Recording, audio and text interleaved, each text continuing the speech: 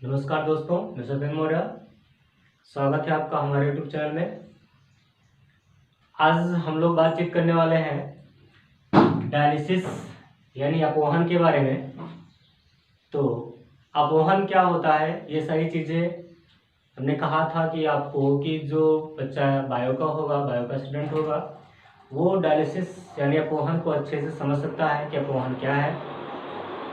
तो यहाँ पर मैं अपवहन वहाँ पर एक किडनी के द्वारा जो ब्लड का होता है वो तो अलग है। बायोलिसिस में यानी बायो में किसी भी पदार्थ को शुद्ध करना, कोई भी आपका अशुद्ध पदार्थ है उस पदार्थ को क्या करना है, शुद्ध करना है।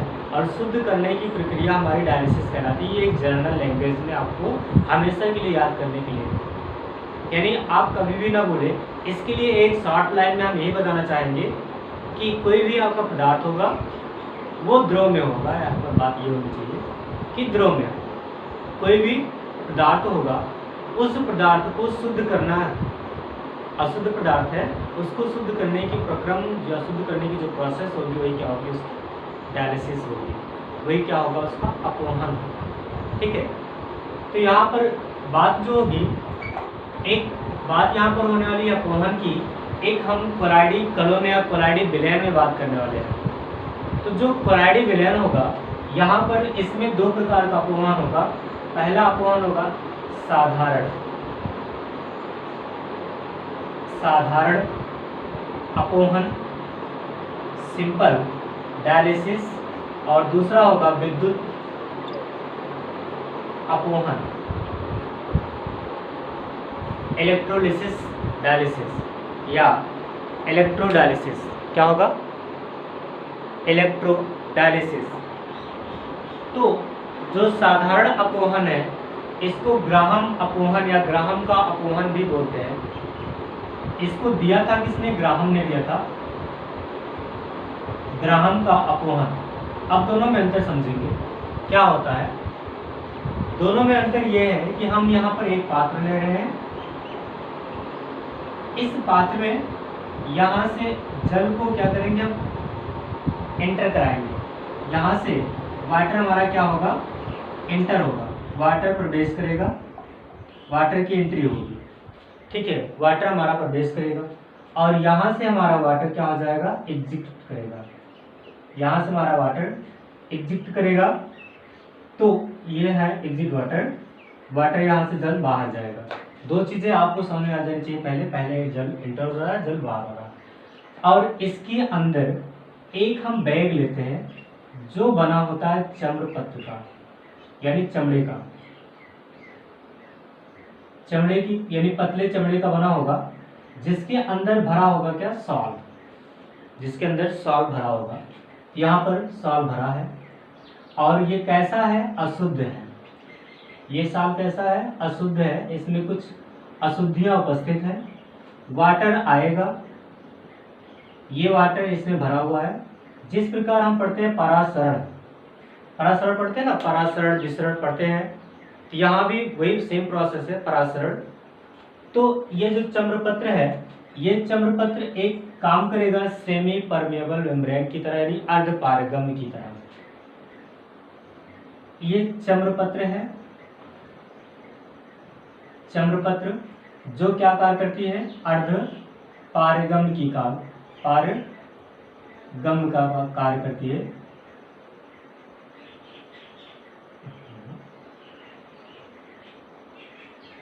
पारगम्य का कार्य करती है। ठीक है, हमने कहा कि एक हमने बैग लिया, किसका, चम्रपत्र का बैग लिया, जिसमें हमने क्या डाल दिया, सॉल्ट डाल दिया। जिसमें हमने सॉल्ट डाला यानी विलयन डाला, विद्युत या कोलाइडी विलयन हमने डाल दिया यहाँ पर। अब इस कोलाइडी विलयन में क्या है, अशुद्धियां हैं।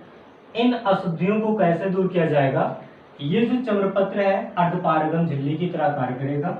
वाटर को हम इधर से एग्जिट कराएं, वाटर को एंटर कराएंगे, वाटर जाएगा, वाटर के साथ परासरण की विसरण की क्रिया के द्वारा, किसके द्वारा, विसरण की क्रिया के द्वारा इस सॉल्ट में जितनी भी अशुद्धियां होंगी वो कहाँ पर चला जाएगा, वाटर में चला जाएगा, और शुद्ध सॉल्ट आपका बचा रह जाएगा और वाटर के साथ क्या हो जाएगा, बाहर निकल जाएगा। क्या कहा हमने, हमने एक बैग लिया, किसका बैग है, चम्रपत्र का बैग है। उस बैग में क्या डाल दिया, सॉल्ट डाल दिया यानी कोलाइड ब्लेंड डाल दिया। फिर हमने क्या किया, इसमें वाटर का फ्लो करवाया यानी वाटर एंटर करवाया। वाटर में यानी पानी लिया, पानी में ही बैग डाल रखा मान लीजिए, पानी में बैग डाल दिया। और इस सॉल्ट में, इस कोलाइड ब्लेंड में जितनी अशुद्धियां रहेंगी, विसरण के माध्यम से अशुद्धियां कहाँ चली जाएंगी, वाटर में, मतलब विसरण के माध्यम से अशुद्धियां जितनी है कहाँ चली जाएंगी, जल में चली जाएंगी। और इस तरह से शुद्ध सॉल्ट हमको क्या हो जाएगा, प्राप्त हो जाएगा। ये हुई सिंपल डायलिसिस। तो इस डायलिसिस को किसने दिया था, ग्राहम ने दिया था। ग्राहम, इसलिए ग्राहम का अपोहन भी बोलते हैं। और भी चीजें हैं यहाँ पर यह है कि अगर वाटर हमारा गर्म है, यानी जल अगर हम गर्म जल लेते हैं, तो गर्म जल में डायलिसिस की प्रक्रिया भी क्या होती है, तेज हो जाती है। ठीक है, अगर हमारा वाटर गर्म रहेगा तो गर्म जल में डायलिसिस की जो प्रक्रिया है वो क्या हो जाएगा, तेज हो जाएगा। अब यहाँ पर बात होती है विद्युत अपोहन की, इलेक्ट्रोडायलिसिस की। तो जो हमारा इलेक्ट्रोडायलिसिस है, इलेक्ट्रोडायलिसिस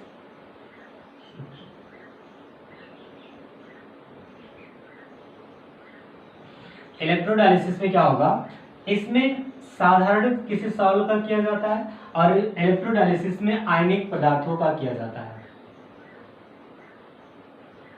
यहां भी वही चीज रहेगा, बैग लेंगे किसका, चम्रपत्र का, इसमें भी क्या रहेगा, सॉल्व रहेगा। और इधर से हम क्या करेंगे, वाटर को एंटर कराएंगे, वाटर H2O,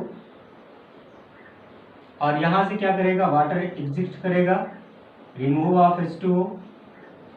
और यहां से पूरा आपका सॉल्व भरा हुआ है, वाटर भरा हुआ है। इसमें क्या लगे रहेंगे, इलेक्ट्रोड लगे रहेंगे। क्या लगे रहेंगे, इलेक्ट्रोड लगे रहेंगे। ये जो इलेक्ट्रोड लगे हैं, इन इलेक्ट्रोडों में एक तरफ कैथोड होगा और एक तरफ क्या होगा, एनोड होगा। एक तरफ एनोड होगा और एक तरफ क्या होगा, कैथोड होगा। कैथोड हमारा कैसा होता है, नेगेटिव होता है, ये रहा। और एनोड हमारा कैसा होता है, पॉजिटिव होता है। तो इसमें क्या भरा हुआ है, आयनिक अशुद्धि उपस्थित है। आयनिक अशुद्धि, इसमें आयनिक अशुद्धियां हैं और इलेक्ट्रोडायलिसिस के द्वारा आयनिक अशुद्धियों को ही दूर किया जाता है। क्या करेंगे, एक चम्रपत्र का बैग लेंगे, इस बैग में, इस बैग से या इस बैग में कोलाइड विलयन लेंगे, अर्थात हम कह सकते हैं कि कोलाइड विलयन से भरा हुआ एक चम्रपत्र का बैग लेंगे, थैला लेंगे, जिसको हम क्या कर देंगे, वाटर से भरे जैकेट में हम डुबा देंगे। और उसमें क्या करेंगे, इलेक्ट्रोड लगा होता है। इस इलेक्ट्रोड में हम क्या करते हैं, करंट को फ्लो करेंगे, करंट को लगाएंगे। और जैसे ही करंट को लगाएंगे, अपोजिट चार्ज वाली अशुद्धियां, अपोजिट चार्ज वाला आयन, आयन ही अशुद्धियां हैं, अपोजिट चार्ज वाला आयन या अशुद्धि अपने एक दूसरे अपोजिट चार्ज की या अपोजिट आपके इलेक्ट्रोड की ओर क्या होती है, चली जाती है। इसमें इतना ही ध्यान रखना है आपको, इसमें इलेक्ट्रोड लगा होता है और जो भी अशुद्धियां दूर की जाती हैं, किसकी दूर की जाती है, आयनिक अशुद्धियों को दूर किया जाता है। चलिए हेड डाल देंगे आप सीधा सा, साधारण अपोहन या अपोहन क्या होता है, इसको भी आप लिख लीजिए थोड़ा सा। अपोहन, अपोहन क्या है लिखेंगे, अपोहन क्या होता है लिखेंगे, साल से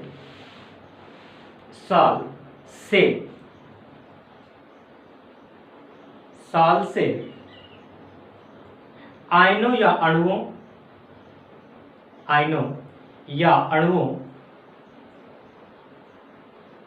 की अशुद्धि, साल से आयनों या अणुओं की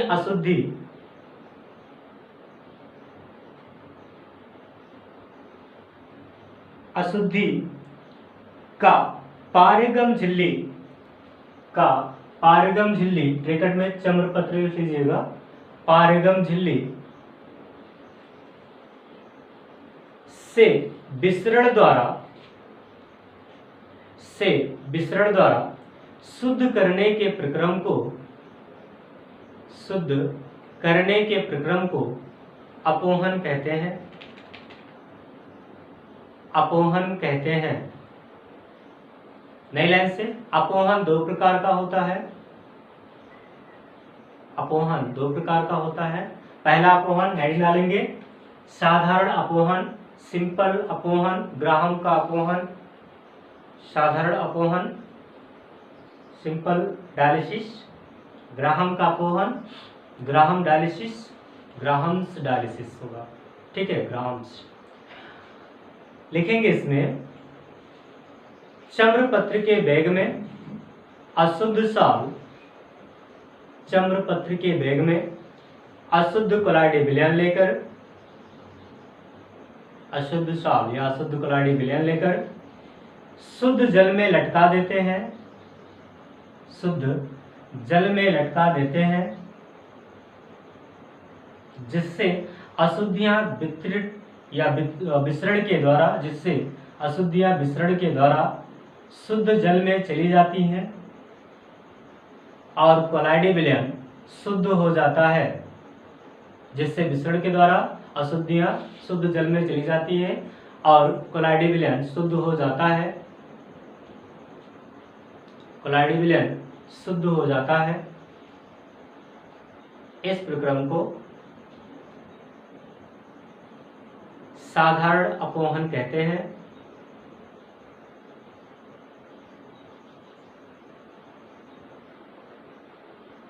नई लाइन से लिखेंगे, गर्म जल का प्रयोग करने पर अपोहन की क्रिया तेज हो जाती है। गर्म जल का प्रयोग करने पर अपोहन की क्रिया तेज हो जाती है।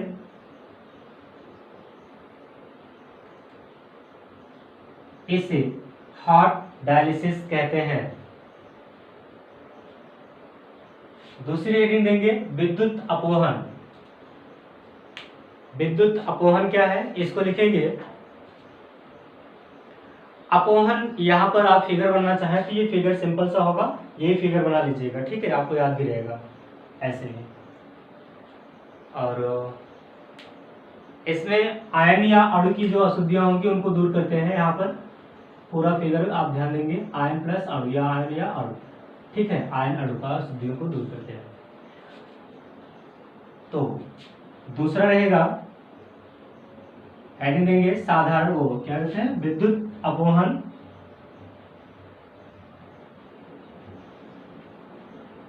शुद्ध अपोहन, साधारण अपोहन हो गया, विद्युत अपोहन। इसमें लिखेंगे अपोहन की क्रिया में चित्रानुसार, अपोहन की क्रिया में चित्रानुसार इलेक्ट्रोड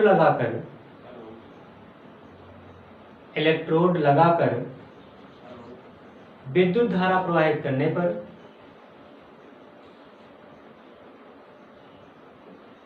आयनिक अशुद्धियां, विद्युत धारा प्रवाहित करने पर आयनिक अशुद्धियां विपरीत आवेश वाले इलेक्ट्रोड की ओर चली जाती हैं, विपरीत आवेश वाले इलेक्ट्रोड की ओर चली जाती हैं, जिससे कम समय में कोलाइडी विलयन शुद्ध हो जाता है, जिससे कम समय में कोलाइडी विलयन शुद्ध हो जाता है।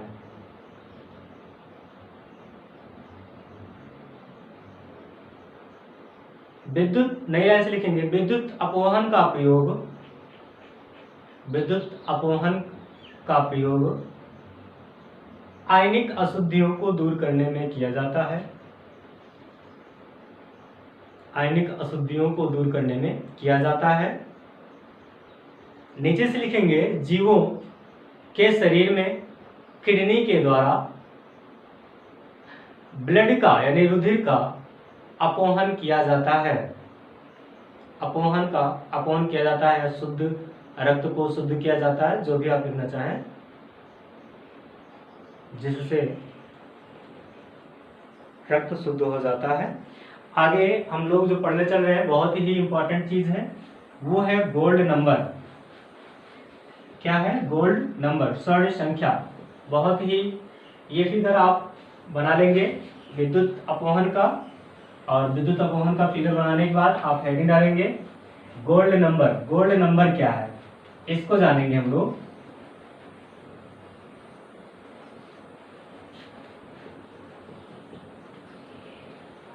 गोल्ड नंबर यानी स्वर्ण संख्या, बहुत ही इंपॉर्टेंट चीज है।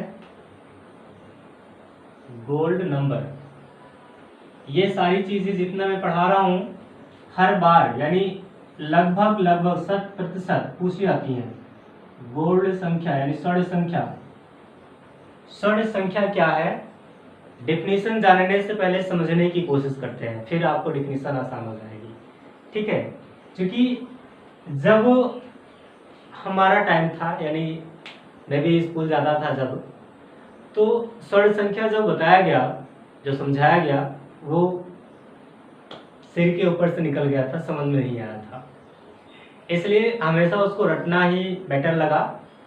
लेकिन रटते रटते एक अपना ही एक्सपेरिमेंट हुआ कि जिसको एक्सपेरिमेंट के द्वारा समझा जा सके आसानी से।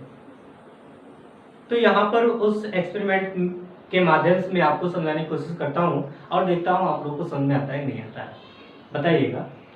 चलिए, यहाँ पर हमने लिया एक पात्र लिया, इस पात्र में हमने 10 ml क्या लिया, हमने 10 ml गोल्ड सॉल्ट लिया, हमने क्या लिया, गोल्ड सॉल्ट लिया, जिसका स्कंदन हो रहा है 1 ml यानी 1 ml of NaCl, 1 ml of NaCl यानी 10% ऑफ NaCl के द्वारा स्कंदन हो रहा है। और ये क्या है, एक विद्युत अपघट्य है।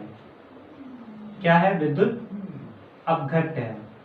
तो डिफिनीशन क्या हो जाएगी कि 10 ml गोल्ड सॉल्ट को या 10 ml गोल्ड सॉल्ट में 1 ml NaCl विद्युत अपघट्य मिलाने पर गोल्ड सॉल्ट क्या हो जाता है, स्कंदित हो जाता है।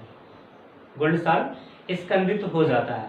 अब हम इसमें क्या करेंगे, कुछ मिलीग्राम में यानी सम मिलीग्राम, इतना पहले आप समझिए, बहुत आसानी समझिए कि यहाँ पर आपने जो ये आयतन लिया है, ये आयतन कितना है, 10 ml आयतन है, और है क्या चीज, गोल्ड सॉल्ट। गोल्ड सॉल्ट का हमने 10 ml आयतन लिया और इसमें 1 ml NaCl मिला देने पर इसका क्या हो जा रहा है, स्कंदन हो जा रहा है। मैंने कहा कि यहाँ पर 10 ml आयतन आपने क्या लिया, गोल्ड सॉल्ट लिया, ठीक है। अब इस गोल्ड सॉल्ट में आपने क्या किया, 1 ml NaCl मिलाया और जिसका स्कंदन हो गया, मतलब जो अवक्षेपित हो गया। मैंने क्या किया, कुछ विद्युत अपघट्य यहाँ पर मिलाया, कुछ हमने सॉल्ट लिया, उस सॉल्ट में, और सॉल्ट की मात्रा कितनी है, 10 ml, 10 मिलीलीटर से ज्यादा नहीं है, 10 ml है। और 10 ml सॉल्ट में मैंने क्या किया, 1 ml ऑफ NaCl को मिलाया, विद्युत अपघट्य NaCl कितना मिलाया, 1 ml यानी 10%, 100/10 या 100/1। जब हमने 100/1 किया तो यहाँ पर क्या आ गया कि ये क्या हो गया, स्कंदित हो गया, इसका अवक्षेपण हो गया। अब ये जो इसका अवक्षेपण हो गया, तो इसके अवक्षेपण को रोकने के लिए, गोल्ड नंबर को या गोल्ड सॉल्ट का अवक्षेपण को रोकने के लिए हम क्या करेंगे, कुछ ग्राम में मिलाएंगे रच्छी क्लोराइड। तो यहाँ पर हम लिखेंगे, अब यहाँ पर mg में क्या मिलाएंगे, रच्छी क्लोराइड, मिलीग्राम में क्या मिला देंगे, रच्छी क्लोराइड। अब डिफिनीशन दूसरी तरह से हो जाएगी, डिफिनीशन ये हो जाएगी कि डिफिनीशन आपकी हो जाएगी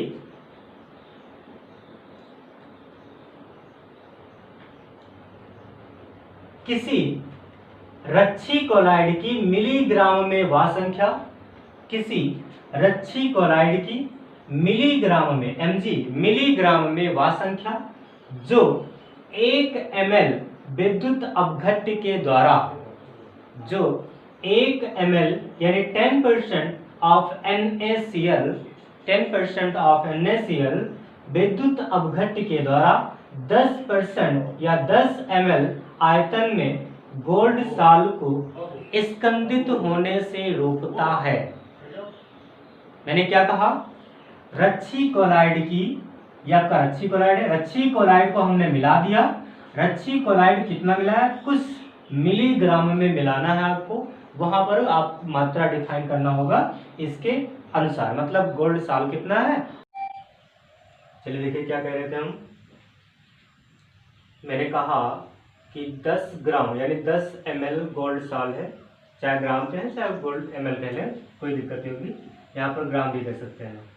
हमने कहा 10 ग्राम गोल्ड साल में 1 ml ऑफ NaCl विद्युत मिलाने पर गोल्ड साल का क्या हो जाता है, स्कंदन हो जाता है। क्या हो जाता है, स्कंदन हो जाता है। मैंने कहा कि अगर आपको कोई भी गोल्ड साल है, कितना गोल्ड साल है, 10 ग्राम या 10 ml, जो भी आपको कहना है, यहाँ पर चलिए ml ही लिख लेते हैं, कोई दिक्कत नहीं, दोनों चीज लिख लेंगे तो भी कोई दिक्कत नहीं होगी। अगर ग्राम में है तो इसको भी ग्राम में लेंगे, यहाँ पे भी ग्राम में लेंगे, अगर ml में है तो ये ml में, ये ml में, ये ml में लेंगे। मैंने कहा कि 10 ml गोल्ड साल में 1 ml ऑफ NaCl विद्युत अपघट्ट मिलाने पर गोल्ड साल का क्या हो जाता है, स्कंदन हो जाता है। पहले इतना चीज देखेंगे, इसको बाद में थोड़ा सा फिर से समझिएगा। मैंने कहा जो भी स्कंदन होता है, स्कंदन की प्रोसेस क्या होती है तो आप जानते हैं। जो स्कंदन होता है, हमने कहा कि आपका कोई भी विलयन है, उस विलयन में आप उसी विलयन का कोई आयनिक पदार्थ यानी विद्युत अपघट्ट मिला देते हैं तो उसका स्कंदन हो जाता है, यानी उसका अवक्षेपण हो जाता है। और जो ही अवक्षेपण की जो प्रक्रिया है वही क्या कहलाती है, आपकी स्कंदन कहलाती है। तो यहाँ पर हमने कहा कि 10 ml गोल्ड साल है, कितना है, 10 ml गोल्ड साल। इस 10 ml गोल्ड साल में हमने क्या कहा, 10% विद्युत अपघट्ट मिलाया किसका, NaCl का। तो जब हमने 10% यानी 1 ml NaCl हमने मिलाया तो इसका क्या हो गया, स्कंदन हो गया। अब गोल्ड साल क्या है, यानी गोल्ड नंबर क्या है, स्वर्ण संख्या क्या है। तो जो हमारा स्वर्ण संख्या है इसके बारे में बात करेंगे। तो स्वर्ण संख्या हम कहेंगे कि 10 ml गोल्ड साल में 1 ml विद्युत अपघट्ट, 1 ml ऑफ NaCl विद्युत अपघट्ट मिलाने पर इसका स्कंदन रोकना है। अभी तो स्कंदन हो गया था, अब इसका स्कंदन रोकना है। तो जो स्कंदन इसका रोकेगा वही इसकी क्या कहलाएगी, स्वर्ण संख्या कहलाएगी। अब क्या करेंगे, कहेंगे मिलीग्रामों में रच्छी क्लोराइड, यानी 10 ml गोल्ड साल में मिलीग्राम में रच्छी क्लोराइड मिला देने पर 1 ml ऑफ NaCl विद्युत अपघट्ट के द्वारा होने वाला स्कंदन की प्रक्रिया को रोक देता है। होने वाले स्कंदन की प्रक्रिया को क्या कर देता है, रोक देता है। इसी प्रक्रिया को हम क्या कहते हैं, गोल्ड संख्या कहते हैं, यानी स्वर्ण संख्या कहते हैं। मैंने क्या कहा फिर से, पहला नंबर हमको क्या कहना है, पहला नंबर चाहे इसको कह लीजिए चाहे इसको कह लीजिए, इसको भी कह लेंगे।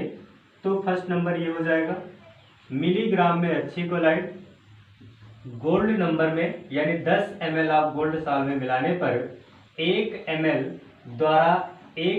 NaCl के द्वारा होने वाले स्कंदन की प्रक्रिया को रोक देता है। इस प्रोसेस को और या जो रोका है या जिसने स्कंदन की क्रिया को रोका है उसी को हम क्या कहते हैं, स्वर्ण संख्या कहते हैं। आई रिपीट फिर से, मैंने कहा कि यहाँ पर मेन काम किसका है, इस रच्छी क्लोराइड का है। आपने पढ़ा है रच्छी क्लोराइड, रक्षित क्लोराइड, दो चीजें होती है। रच्छी क्लोराइड वो होती है जो रक्षा करती है, रक्षित क्लोराइड वो होती है जिसकी रक्षा होती है। और यहाँ पर गोल्ड साल की बात किया गया है। तो गोल्ड साल क्या है, साल क्या है आपको मालूम है, कोई द्रव है और द्रव में कोई भी आपका सॉलिड मिला हुआ है, तो ये होता है। तो यहाँ पर मैंने क्या कहा कि 10 ml गोल्ड साल का 1 ml NaCl के द्वारा होने वाले विद्युत अपघट्ट का मिलीग्राम में रच्छी क्लोराइड मिलाने पर उसका स्कंदन रुक जाता है। इसी प्रोसेस को हम क्या कहते हैं, गोल्ड संख्या कहते हैं, गोल्ड नंबर कहते हैं। तो नोट कर लेंगे, लिखेंगे, हेडिंग आपकी हेडिंग लगाएंगे स्वर्ण संख्या गोल्ड नंबर। इसमें लिखेंगे किसी रच्छी क्लोराइड की मिलीग्रामों में वह संख्या, किसी रच्छी क्लोराइड की मिलीग्रामों में वह संख्या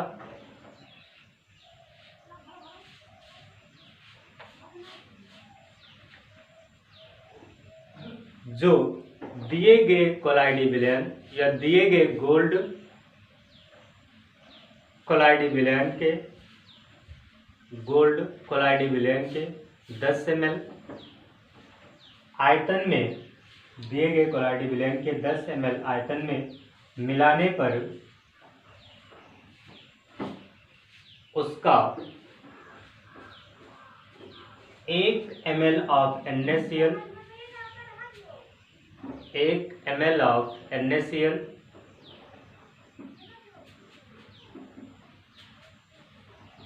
विलयन द्वारा होने वाला विलयन द्वारा होने वाले स्कंदन, इस स्कंदन में क्या होता है, यहाँ पर जो रच्छी कोलाइड है वो हो जाएगा लाल से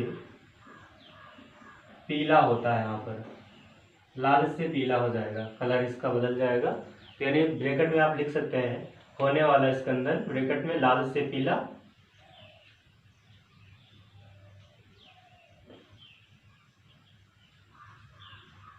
को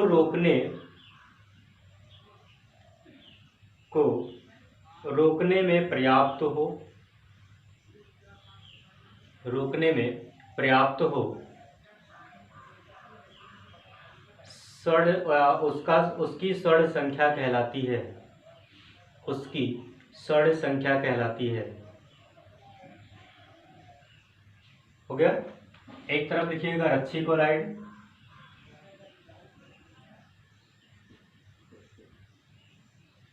रच्छी क्लोराइड, और दूसरी तरफ लिखिएगा गोल्ड नंबर या स्वर्ण संख्या। अब देखेंगे यहाँ पर जो हो रहा था mg मिलीग्रामों में संख्या किसकी, रच्छी क्लोराइड की। तो एक चीज बहुत ध्यान से समझिएगा, क्योंकि मैं बताया आपको कि रटना नहीं है, इसमें समझना है। अगर रटने की कोशिश करेंगे तो आप रट नहीं पाएंगे इसको। मैंने कहा अगर 10 ml गोल्ड साल है, 10 ग्राम गोल्ड साल को 1 ग्राम यानी 1 ml NaCl जो है वो क्या कर दे रहा है, स्कंदन कर दे रहा है।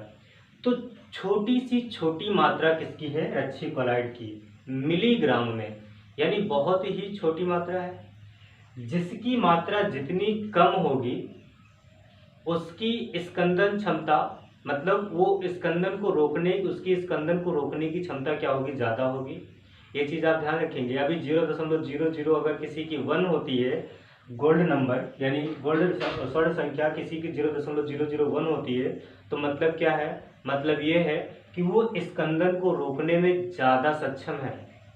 भाई यही मैंने आपको पहले भी कहा था कि जिसके पास जितना ज़्यादा एक्सपीरियंस वो उतना ज़्यादा अच्छा पढ़ाएगा, जिसके पास कम एक्सपीरियंस वो कम अच्छा पढ़ाएगा।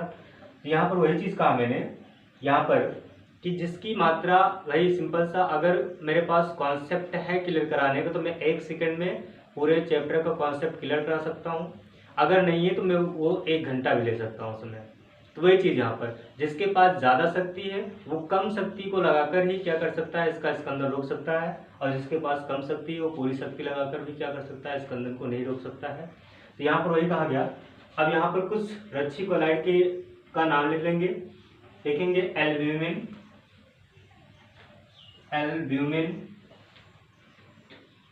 एल्ब्यूमिन की संख्या होती है 0.152, 0.152, 0.25।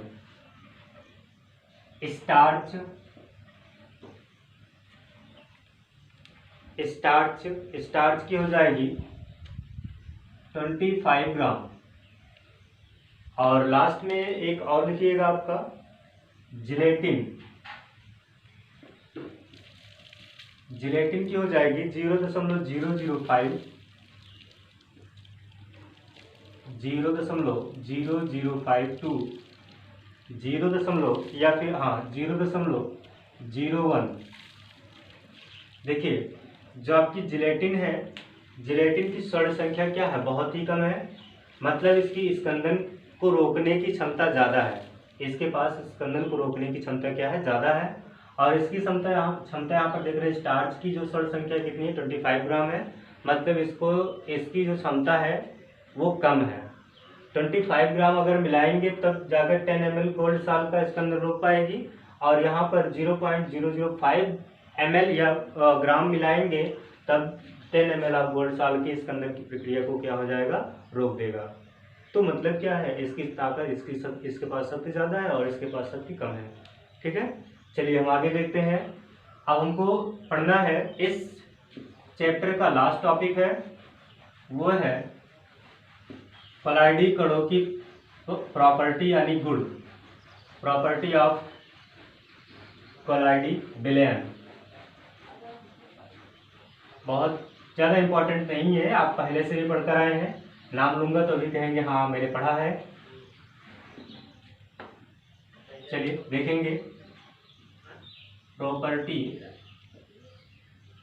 Of colloidal solution.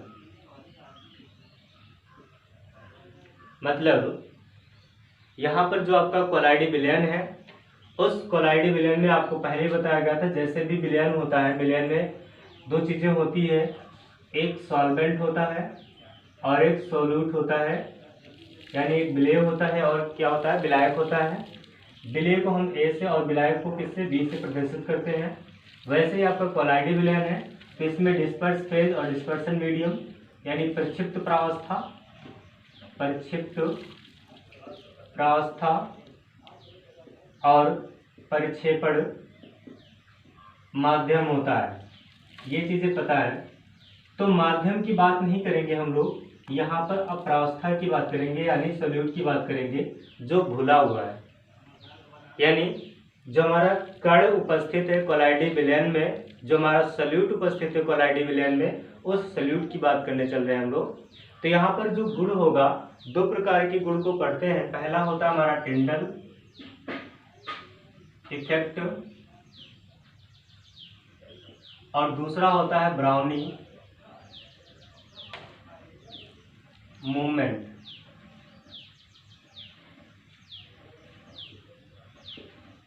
Brownie movement. तो टिंडल इफेक्ट क्या होता है और ब्राउनी गति क्या होती है, इसके बारे में हम लोग जानेंगे। तो जो हमारा टिंडल इफेक्ट होता है, आपने देखा होगा कि रात के अंधेरों में, जब रात का अंधेरा हो या फिर कुछ वैसे भी हो, अगर आपका यहाँ पर विलयन है, इस विलयन में क्या करेंगे, जब हम टार्च को मारेंगे, यानी टार्च जब हम जलाएंगे, यहाँ पर अपनी टार्च को यहाँ से जलाएंगे, तो क्या होगा, टार्च का प्रकाश तो ऐसे ही जाएगा, ऐसे जाकर यहाँ से ऐसे निकलेगा, मतलब जो भी है जैसे भी जाएगा ऐसे जाएगा। तो इसके मार्ग में आने वाले जो कण होंगे वो दिखाई देंगे और वो किस प्रकार की गति कर रहे हैं ये भी उसमें दिखाई देगा। यानी टिंडल कण यहाँ पर जो यहाँ पर कण दिखाई देंगे वो क्या होंगे, टिंडल कण दिखाई देंगे। कैसे, देखिए आपने पढ़ा है फिजिक्स में, कक्षा 10 में भी पढ़े हैं और 12 में पढ़ेंगे कि प्रकाश का परावर्तन कैसे होता है। प्रकाश का परावर्तन जो होता है आपने पढ़ा है, उसमें जो साइन आई साइन आर होता है, स्नेल का नियम, वहाँ पर आपने पढ़ा है कि जब प्रकाश एक सरल माध्यम से विरल माध्यम में जाता है तो अवलंब की ओर झुक जाता है, जब सघन माध्यम से विरल माध्यम में जाता है तो अवलंब से दूर भगता है। तो यहाँ भी वैसे ही होगा कि जब हमने प्रकाश दिया तो यहाँ पर एक सरल माध्यम है, जब यहाँ पर जाएगा तो एक सघन माध्यम हो जाएगा। जब सघन माध्यम जाएगा तो प्रकाश की किरणें क्या हो जाएंगी, अवलंब से दूर हटेंगी या पास आएंगी। और आपको मालूम है यहाँ पर क्या हो रहा है, जब हम प्रकाश मारेंगे तो यहाँ पर क्या होगा, इसके मार्ग में आने वाले धूल के कण क्या हो जाएंगे, दिखाई देंगे। तो ये होता है टिंडल प्रभाव। ऐसे आप बंद अंधेरे कमरे में जब आप देखेंगे तो जो आपका बंद अंधेरा कमरा हो, उसमें से अगर कहीं भी छोटा सा छिद्र है या जो रोशनदान है उसमें से जो प्रकाश आ रहा है, तो उस प्रकाश के मार्ग में जितने भी कण होंगे आपको क्या करेंगे, उसमें दिखाई देते हैं कि ये कण कैसे जा रहा है, उड़ रहा है, मतलब उसमें छोटे छोटे कण आपको उड़ते हुए नजर आते हैं। तो वो जो कण हैं, वो जो छोटे छोटे कण उड़ते हुए नजर आ रहे हैं, वो एक गति कर रहे हैं, वो क्या कर रहे हैं, गति कर रहे हैं। तो उसे हम ब्राउनियन गति कहेंगे। तो टिंडल इफेक्ट क्या है, इसके बारे में थोड़ा सा लिख लेंगे हम लोग, लिखेंगे।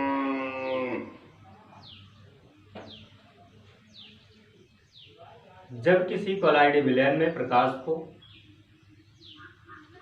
जब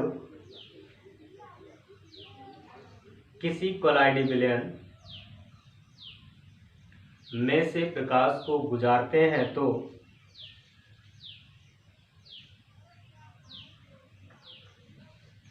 प्रकाश को गुजारते हैं तो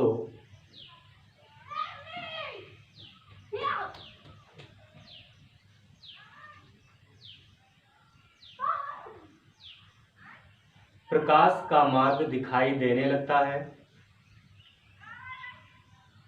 प्रकाश का मार्ग दिखाई देने लगता है। इस प्रभाव को हम क्या कहते हैं? टिंडल प्रभाव कहते हैं। इस प्रभाव को हम क्या कहते हैं? टिंडल प्रभाव कहते हैं। देखिए इस फिगर को अगर पूरी तरह से आपको बनाना है तो ऐसे बनेगा ये। यहाँ पर इसको हटा लीजिए, कोई जरूरत नहीं है। और यहाँ पर छोटे छोटे छोटे छोटे आपके कण नजर आएंगे। तो ये आपका कोलाइडी विलयन है। ये आप फिगर बना सकते हैं, कोलाइडी विलयन। और जो कण यहाँ पर प्रदीप्त हो रहे हैं वो हो जाएंगे यहाँ पर टिंडल कण, टिंडल कण। और यहाँ पर जो प्रकाश है वो क्या हो जाएगा? टिंडल प्रकाश। ठीक है, तो यहाँ पर आप जो यहाँ पर एंगल बन रहा हो टिंडल कोण हो जाएगा, जो भी आप कहना चाहें। तो यहाँ पर मैं क्या कह रहा हूँ, मैंने यही कहा कि जब आपने क्या किया, एक भरा हुआ गिलास लिया, एक कांच का गिलास लीजिए और कांच के गिलास में पानी भर लीजिए। अब उसमें प्योर पानी ना हो, थोड़ा सा उसमें नमक या फिर आप क्या करिए उसमें चीनी घोल लीजिए, यानी थोड़ा सा आप विलेन बना लीजिए किसी न किसी का। जब आप विलेन बना लेंगे, चीनी का बनाएंगे तो ज़्यादा अच्छा रहेगा। तो जब आप उसमें के प्रकाश डालेंगे, यानी जब उसमें लाइट यहाँ जलाएंगे तो लाइट का प्रकाश आपको दिखेगा कि ये ग्लास से पार होता हुआ पानी में जा रहा है और पानी से पार होता हुआ बाहर निकल रहा है। आपने कभी देखा होगा जब आप बचपन में बहुत थोड़ा सा नॉटी रहे होंगे तो हाथ में क्या करते थे, हाथ इधर टार्च लेते थे और इधर जलाते थे और इधर प्रकाश को देखते थे, लाल लाल दिखाई देता था। अगर आप नहीं देखे तो फिर से करिएगा, आप देख लीजिएगा, बड़े हो गए फिर भी आपने देखा होगा। जब आपने इधर ये हाथ है आपका, इस तरफ आप लाइट डालते थे तो यहाँ पर लाइट थोड़ा थोड़ा आपको प्रतीत होती नजर आती रही होगी। तो वैसे यहाँ भी जब आप कांच का गिलास लेंगे, और कांच का गिलास साफ होना चाहिए, यह जो आपका सिरप आता है, सिरप लीजिएगा और सिरप को थोड़ा सा कांच के गिलास में डाल लीजिएगा, या फिर वो कांच की अगर शीशी होगी तो अच्छी बात है, लेकिन वाइट शीशी होनी चाहिए, नहीं दिखेगा नहीं। तो उसमें जब आप प्रकाश डालेंगे तो प्रकाश का मार्ग भी दिखाई देगा। और उस प्रकाश का मार्ग क्यों दिखाई देगा, ये तो आप कक्षा 10 में प्रकाश का परावर्तन से ही पढ़ चुके हैं और 12 में पढ़ रहे हैं कि कैसे दिखाई देता है। प्रकाश जो होता है कणों पर जब पड़ता है तो क्या होता है, प्रकीर्णन होता है उसका, तब वो रिफ्लेक्ट होकर आपकी आंखों में पड़ता है, तब क्या होता है, आपको प्रकाश दिखाई देता है। तो यहाँ पर भी वैसे ही है, प्रकाश का जो मार्ग दिखाई देगा, क्यों दिखाई देगा, क्योंकि यहाँ पर मार्ग में उसके जो कण है वो क्या कर देते हैं, प्रकाश के कण को रिफ्लेक्ट करते, मतलब प्रकाश को रिफ्लेक्ट करते हैं, तब जाकर दिखाई देता है। तो इस प्रकार की जो प्रोसेस होती है वो क्या होती है, टिंडल प्रभाव होता है। अगर ऐसा नहीं होता, प्रकाश का पथ नहीं दिखाई देता है, अगर प्रकाश का पथ नहीं दिखाई देगा तो कोलाइडी विलयन नहीं है, ये चीज़ आप ध्यान रख लीजिएगा। दूसरा है टिंडल ब्राउनियन मूवमेंट। ब्राउनियन मूवमेंट में हमने कहा जिगजैग। आपने देखा होगा जब बंद अंधेरा कमरा हो, उसमें से जब प्रकाश आ रहा हो तो आपको दिखाई देता होगा कि जो आपके कण हैं वो एक दूसरे से टक्कर खाते हुए और गति कर रहे हैं। कैसे गति कर रहे हैं, ऐसे गति करते रहते हैं। मतलब जो कण है ये जिगजैग मॉडल है, जिगजैग मॉडल। तो जो जिगजैग मॉडल है, जिगजैग भी बोलते हैं, जिगजैग भी बोलते हैं, जो भी लिखना हो। तो यहाँ पर जो जिगजैग मॉडल है ये मतलब क्या है, एक आपका कण है, ये लगातार क्या करता रहता है, मूवमेंट करता रहता है, घूमता रहता है। आपका बंद अंधेरा कमरा हो और उसमें बंद अंधेरा कमरा हो, आप टार्च लेकर जाइए, उस कमरे में मारिए, टार्च को जलाइए, तो क्या होगा कि उस प्रकाश के मार्ग में जितने भी कण होंगे वो दिखाई देंगे। और कैसे दिखाई देंगे, वो चलते हुए, घूमते हुए, उड़ते हुए, फ्री में, मतलब फ्री मूवमेंट उसमें दिखाई देगा, मतलब बिना किसी गतिज ऊर्जा के। अब यहाँ पर तो ऐसे समझना बिना किसी गतिज ऊर्जा के, लेकिन उसमें गतिज ऊर्जा होती है, उसमें कैसे गतिज ऊर्जा आती है, आंतरिक ऊर्जा होती है, कैसे होती है, वो सब बहुत अंदर की बातें हैं। क्योंकि जो हम बोल रहे हैं ये भी एंथैल्पी है और वो एनवायरनमेंट में जा रही है, एनवायरनमेंट में एंथैल्पी जा रही है, क्योंकि ऊर्जा का हम पढ़े हैं, ऊर्जा का सिद्धांत पढ़े। ऊर्जा ना तो खत्म होती है ना तो उत्पन्न होती है, बल्कि एक रूप से दूसरे रूप में परिवर्तित होती है। तो वैसे जो हम बोल रहे हैं वो हमारी ऊर्जा रिलीज हो रही है और एनवायरनमेंट में जा रही है, वो समाप्त नहीं हो रही है। तो एनवायरनमेंट में ऊर्जा क्या हो रही है, बढ़ रही है, जो वही ऊर्जा के कारण क्या होते हैं, वो घूमते हैं। मतलब मेरी ही ऊर्जा नहीं है, उसमें बहुत सारी ऊर्जाएं हैं, ध्वनि ऊर्जा, प्रदूषण ऊर्जा, जो भी है, तो सारी ऊर्जाएं हैं वहाँ पर। तो ऐसी ऊर्जा के कारण वो क्या होते हैं, फ्री में घूमते रहते हैं। ऐसा जैसे किसी कोई कण अगर घूमना थोड़ा सा बंद कर दिया, यानी एक जगह पे स्टॉप हो गया, तो दूसरा कण आएगा, इससे टक्कर मार देगा। जब इसे टक्कर मारेगा तो ये इधर को भगेगा और ये इधर को भगेगा, मतलब दोनों कण क्या होंगे, दूर दूर भगेंगे। तो ऐसे क्या होता है, लगातार उसमें मूवमेंट होता रहता है। तो चलिए इसमें लिख लेंगे, थोड़ा सा ब्राउनिंग में लिखेंगे, कोलाइडी विलयन, कोलाइडी विलयन में कोलाइडी कणों का लगातार टेढ़े मेढ़े जिगजैग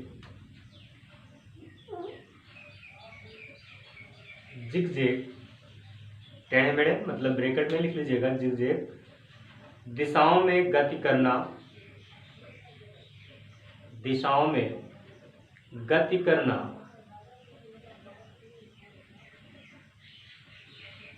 ब्राउनी गति कहलाता है, ब्राउनी गति कहलाता है। नई लाइन्स लिखिएगा, 1827 ईस्वी में, 1827 ईस्वी में रॉबर्ट ब्राउन ने जल में, रॉबर्ट ब्राउन ने जल में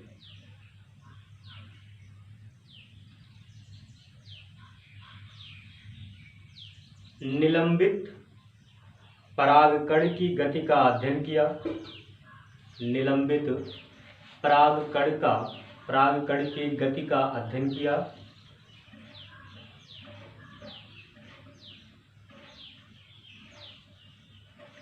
जिसे बीनर ने दिया, जिसे बीनर ने दिया। मतलब क्या था कि रॉबर्ट ब्राउन ने इसकी खोज की, लेकिन प्रस्तुत किए हैं बीनर साहब ने। तो बीनर ने स्पष्ट तो कर दिया, लेकिन नाम उन्हीं का चलता है, ब्राउनीज मूवमेंट, यानी कि मूवमेंट, हाँ ठीक है स्पेलिंग, ब्राउनी मूवमेंट नहीं, गलत है, टी के बाद ई नहीं लेगा, ब्राउनी मूवमेंट। तो ब्राउनी के ही नाम से चल रहा है और ब्राउन के नाम से ही चल रहा है। तो नई लाइन लिखिएगा, रॉबर्ट ब्राउन के अनुसार, रॉबर्ट ब्राउन के अनुसार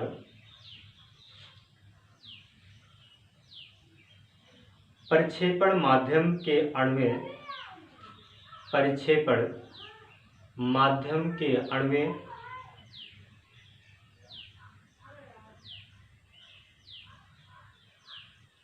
कोलाइडी कणों पर असमान रूप से टकराती हैं, असमान रूप से टकराती हैं,